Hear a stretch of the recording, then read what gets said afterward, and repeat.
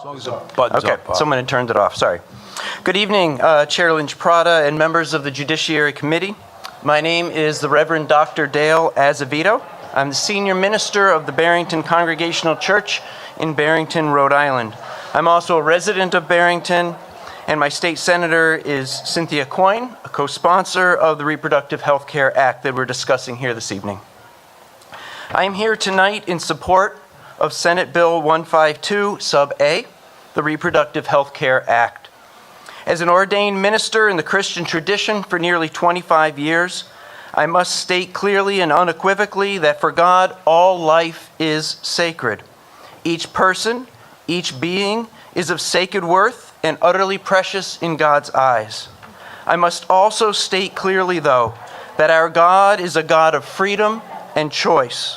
From the earliest stories of creation, God imbued in us the rights and power of choice.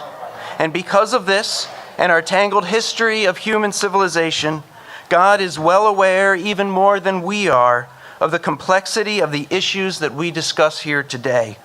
This is not a simple issue. As some may claim, it is not black and white, it is not right and wrong. The decision to terminate a pregnancy is a heart-wrenching, faith-challenging decision that is seldom, if ever, taken lightly. And anyone wrestling with such a decision needs the support of their community, their own personal faith, and their doctors.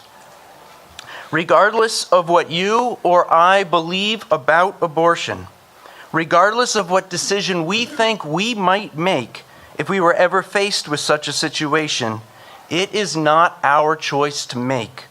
Our responsibility is to ensure that those who face such challenging choices, a choice that is guaranteed them in the United States Constitution, is upheld by the U.S. Supreme Court, that they have the freedom to do so in a safe and legal environment.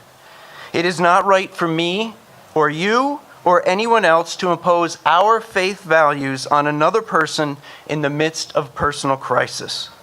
And while this right is guaranteed for women in the Constitution as upheld by the Supreme Court, it is under constant attack.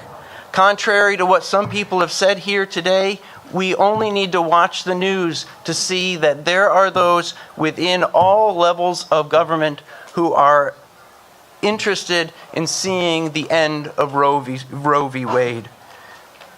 It is your responsibility as the lawmakers of the state of Rhode Island to codify these rights into our state law, that whatever our current or any future administration may do to undermine these rights, the rights of women in Rhode Island will be protected.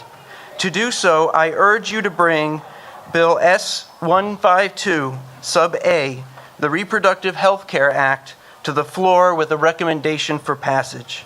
Thank you for hearing my testimony this evening. Thank you, Minister. Are there any questions for this witness?